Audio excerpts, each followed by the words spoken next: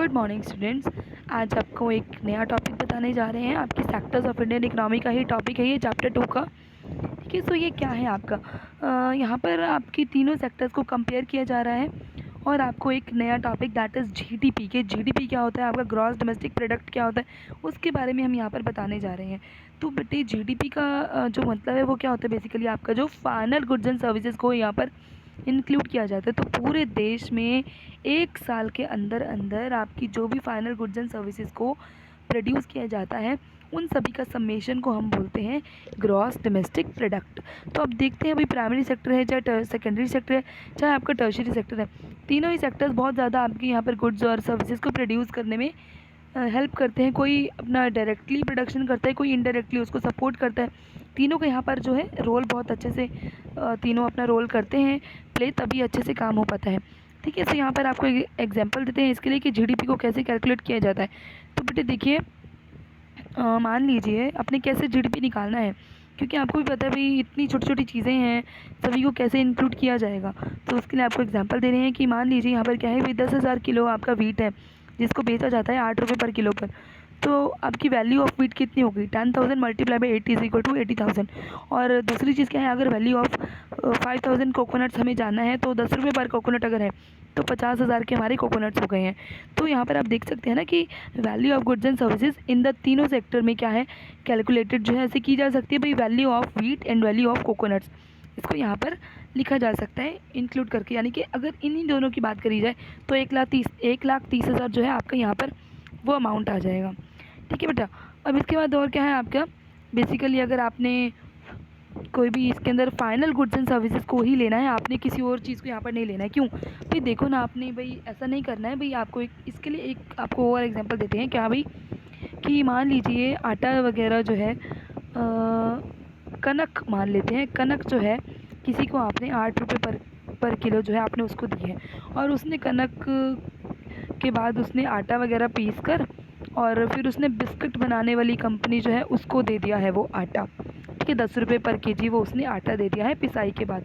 फिर बिस्किट बनाने वाली फैक्ट्री जो है वो क्या कर रही है, वो आगे जाकर उसके 4 पैकेट्स बना रही है बिस्किट्स के और उसको 60 रुपये में 4 पैकेट्स को वो बेच रही है। तो पहले आपने देखना कि 8 रुपये किलो का आपका गेहूँ था, फिर 10 रुपये किलो पर वो आटा बनाया गया और फिर उसके बाद जो है 60 रुपये पर यानी कि 15 रुपये पर पैकेट पर वो बिस्किट जो है वो मार्केट में आपके बेचे गए हैं। तो यहाँ पर आप देखेंगे कि फाइनल गुड्स एंड सर्विसेज क्या है, आपके बिस्किट बनाना आपका फाइनल गुड्स एंड सर्विसेज है। तो सिर्फ और सिर्फ यहाँ पर 60 रुपये को ही इंक्लूड किया जाना चाहिए आपके जीडीपी के लिए, क्योंकि अगर आप 8 रुपये को और 10 रुपये को सभी को अगर इंक्लूड करते हैं तो यहाँ पर क्या हो जाएगा, ये आपका डबल काउंटिंग का एक इश्यू हो जाएगा। तो आपने कभी भी डबल काउंटिंग नहीं करनी। क्यों, क्योंकि अगर आप पहले 8 किलो पर केजी अगर आप गेहूं की वैल्यू लगा लेते हैं, फिर आप आटे की वैल्यू लगा लेते हैं, फिर आप बिस्किट्स की वैल्यू लगा लेते हैं, तो इसका क्या मतलब हुआ कि बिस्किट्स की वैल्यू में आटे और गेहूं की वैल्यू तो पहले से ही ऐड है ना। तो आपको ये सब करने की ज़रूरत नहीं है। आपने सिर्फ और सिर्फ क्या करना है, सिर्फ और सिर्फ आपने फाइनल गुड्स एंड सर्विसेज को ही इंक्लूड करना है उसके अंदर, अपनी फाइनल गुड्स एंड सर्विसेज के अमाउंट के अंदर।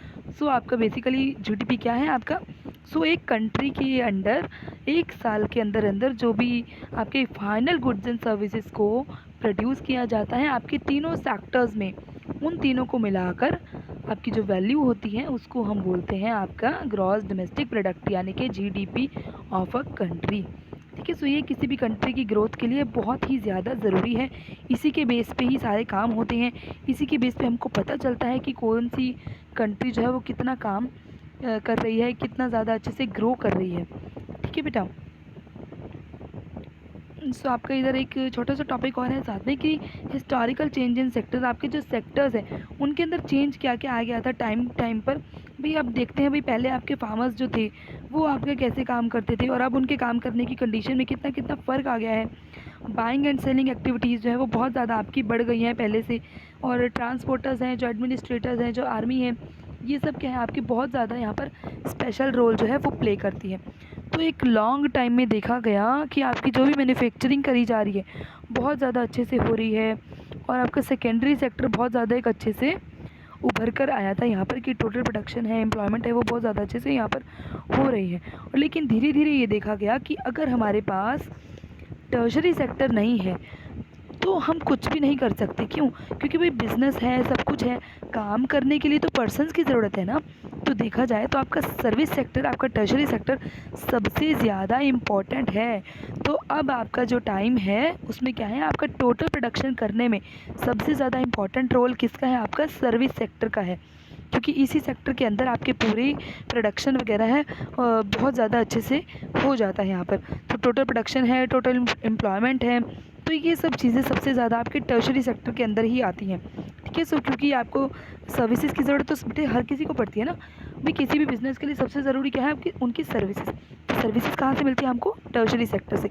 इसीलिए आपका टर्शरी सेक्टर सबसे ज़्यादा आजकल इम्पॉर्टेंट हो गया है। और अब देखा जाए भाई अगर कोई पढ़ाएगा ही नहीं तो बच्चे पढ़ेंगे कैसे? बच्चों का विकास कैसे होगा? अगर डॉक्टर्स नहीं होंगे सर्विस देने के लिए तो लोगों को ठीक कौन करेगा? अगर लॉयर्स नहीं होंगे तो क्राइम वगैरह से लोगों को कौन बचाएगा, या फिर उनके केसेस को कौन सॉल्व करेगा? तो ये सब सर्विसेज जो है बहुत ही ज़्यादा आपकी ज़रूरी है। ठीक है, तो ये था आपका जीडीपी और आपका सेक्टर्स का जो चेंज आया है वो। ठीक है बेटा, टॉपिक समझ में नहीं आता है, कुछ भी अगर डाउट रहता है तो आप प्लीज़ कमेंट कर दीजिए या फिर मैसेज भी कर सकते हैं। और वीडियोज़ को लाइक और शेयर करना ना भूलें और चैनल को सब्सक्राइब भी करें प्लीज़।